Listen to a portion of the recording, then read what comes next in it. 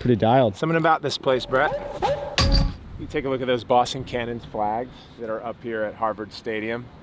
Man, being honest with you guys, back here feels emotional. It feels really nostalgic for the first time playing professional lacrosse when I was drafted by the Boston Cannons in 2008. So how long ago was that? 18. 18? No, 16. 16. But it largely still feels the same. We played at the Coliseum. This is one of the oldest, most historic venues in America. It's where the Crimson play. That H right there and this turf, I think it's been renovated since, but even the hotel that we're staying at, the Hyatt Regency, that was the hotel that I first checked into in June of 2008, coming right out of Hopkins. And then stepping on this field was actually week 2 for me. The first week we played in New Jersey against the Pride. I had a measly 1 goal and 0 assists. With a very exciting goal call. Here's Rabil getting plenty of attention, as we mentioned, and scores! Paul Rabil. They were thrilled. And then came here, and we had about 8,000 people in the stands. It'll feel like that tonight. And he has everyone in this league talking. And here he is thinking about the 2. 99 in white, fires and scores. And I remember thinking, oh shit, like, this is fucking cool. I scored 4 goals in the first half. Rabil fires and scores his 4th. Ended up going 4-3 with an incredible team that we'll talk about in a second. And that was the kickoff of my pro career. I had a job in real estate, but had I not maybe gone off like that and felt for the first time, this is real, this is something that I want to keep doing, I maybe would have stayed in real estate. I don't know. But there's a lot to be grateful for here with the first Boston Cannons homecoming weekend as now part of the PLL, a doubleheader tonight against the California Redwoods, which, by the way, the Redwoods are 0-3, and by the time you guys are watching this, you'll know who won the game. But I remember a young Rob Pennell, who was a rookie coming out of Cornell, and I was standing on that sideline for the Boston Cannons. He was drafted by the New York Lizards, and he went 3-3. They beat us. I remember these question mark goals he scored on this end, watching from there, being like, shit, that guy's going to play for a long time. 4 to play. Inside maneuver and a goal by Pennell. So many memories, and we wanted to do a vlog to share them with you. Shall I take you to my dark dungeon locker room? Oh, yeah. It's pretty cool to be back, man. Pretty cool.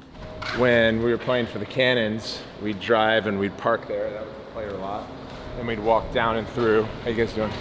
For those Cannons fans that were out there, they probably watched this vlog that many years ago. One of those kids who was in the stand will be on the field tonight, Jeff Trainer. He grew up going to Boston Cannons games. So those of you that had birthday parties or meet and greets, they would fill this area up about 2 hours before the game. So we would arrive 2.5 hours early. We get into our locker room, which is that tin box right there. I'll show you in a moment. Stop. Yeah. And then we would get pulled out, and there'd just be rows of youth lacrosse players, and we'd come in, we'd post right here, say hello, wish the kid a happy birthday, take a photo, sign autographs, head back in. We'd call meet and greets. Kevin Barney, who was our GM, would go, meet and greets! And everyone would be like, shit.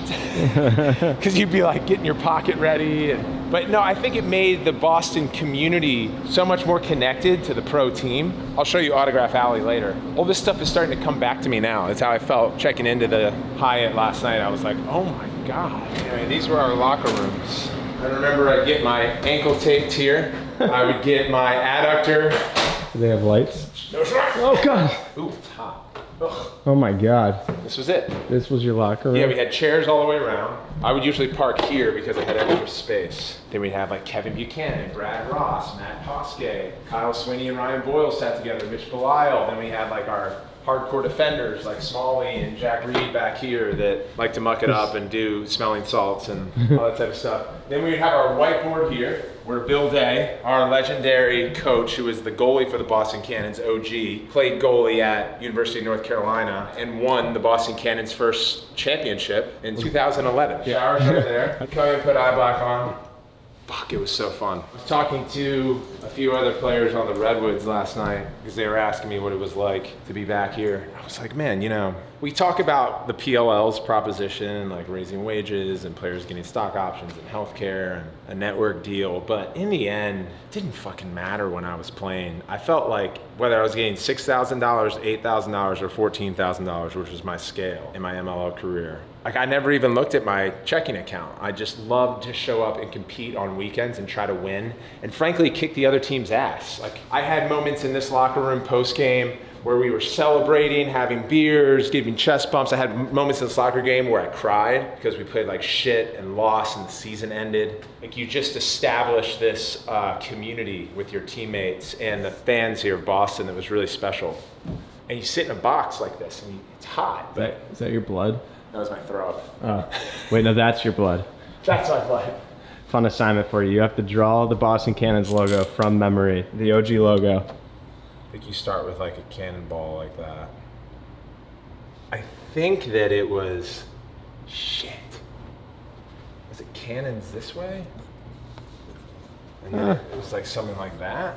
I think that was the old school logo, and then it's like Boston.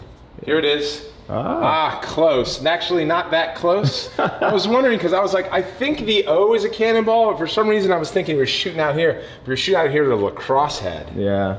That's what it was. This is the first one. You know, you got a cannon, a cannonball, a cannons, Boston. The theme was right. Let's go to Autograph Alley. Here's our bar down. So this is cut to PLL today and these activations that we have where people can come here, have beers, watch the game from behind the net, which is pretty sick. When we would finish games, we would do handshakes.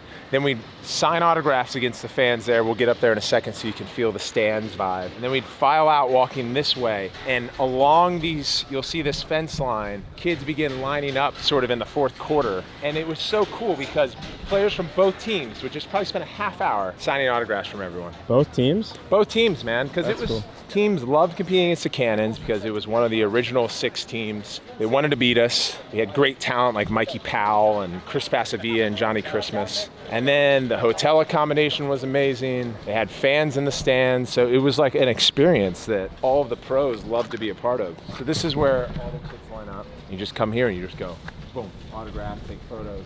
All the way through, we would veer back and head to the locker room.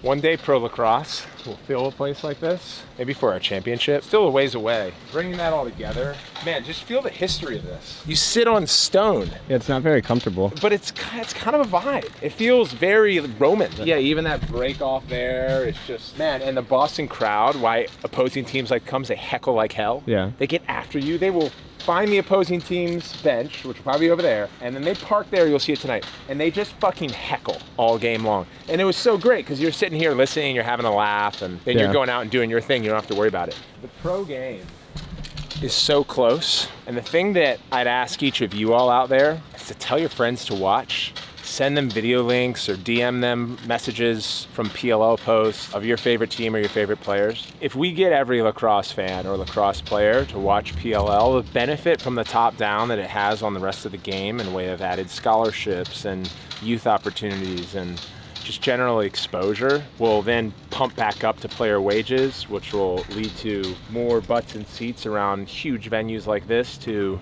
more airtime on networks. We're close, man. We're so close. All of you that watch and support and favor your teams and players, I love you from the bottom of my heart. It's so important. I felt it when I first played here in 2008, and I feel it now more than ever in 2024 with this team being back. Before we go back down on the field, all of this discussion of 2008 through my career in 2014 being here and then getting traded to the Lizards in 2015, finishing MLL, starting PLL, bringing the Boston Cannons back. I have to give a shout out to one of my biggest partners in my career, also local to Boston in New Balance and Warrior. And we did this series with Colin and Samir called Forward when I had first signed with Warrior and then I renewed, and we shot it all around Boston.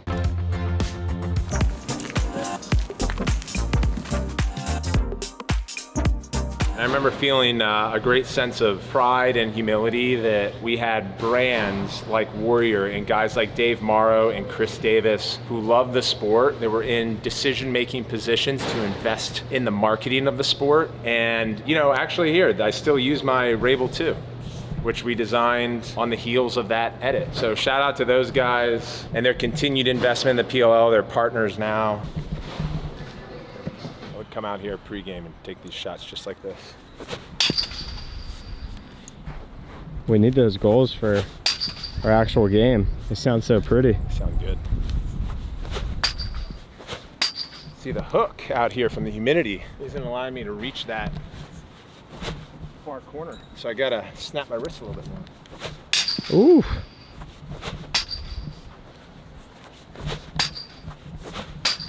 Get a nice sweat.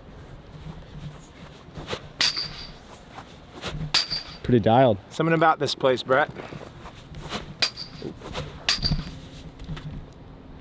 Nice. You guys watching the Euros?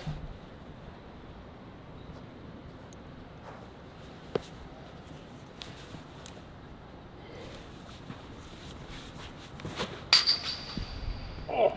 So I would try to get the ball up here on a swing, make a split dodge. Ooh.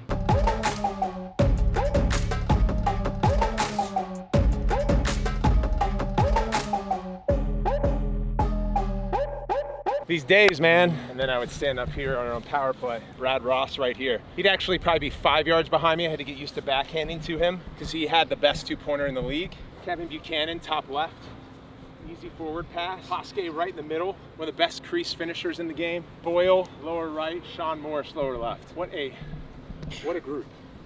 That's Brad Ross. Bam. I want to play tonight. There was this play that happened that was my last one in a Boston Cannons uniform until 2021, where I had the ball against the Florida Launch. It was the last game of the regular season. If we won, we got into the playoffs. And I think I roll dodged on, it might have been P.T. Ricci covering me. And on the roll, I felt a pop. And I remember being like, oh, what the hell is that? And that's one of the things I think the league does a great job, top to bottom. Everyone in the league's involved in it. Rabil passed it, jogged off the field. And by the time I got off the field, I couldn't move my foot anymore because it was starting to swell up, but that's when I fractured my foot. Was carried off through that tunnel because I got in a car and went to Mass Gen, got images, saw that they were fractured, got in a car back here, crutches, cast wrapped, cheered the team on from the sideline for the rest of the game.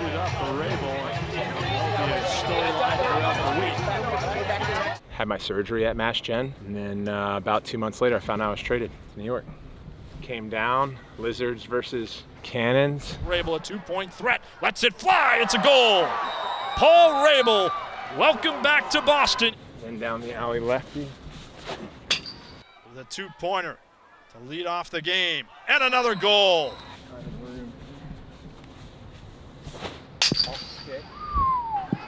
Roddy for Rabil, the 2-pointer and a goal. His second 2-pointer. Bam.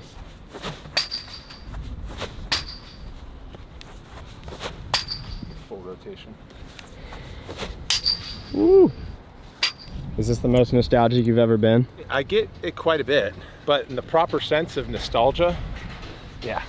And even Seth Tierney right over there. He was the guy who taught me how to shoot left-handed. Swat the Fly came from Seth Tierney. We'd sit right at 12 in the hash probably, was it? Yep, right around there. You didn't have much range after that, right? One hand on the stick and reach back and grab it one-handed, then put the bottom hand down? Yeah, oh, I like it down low there. Yeah, those are guarantees. There's no going. Stopping that. One upstairs, just for the people at home. Get into the coffee can. Come here, man. Good shit right there. That was old school. Old school. Homewood Field. The thing about coaches, they can pick up little things like that. Just catch with one hand, then put your bottom hand on it, and adjusted my technique. Something one-handed instead. It's out to Connor Kelly. Great feed to Rawl, too, on the fast break. Holman, he's going to set up for 2-pointer and score!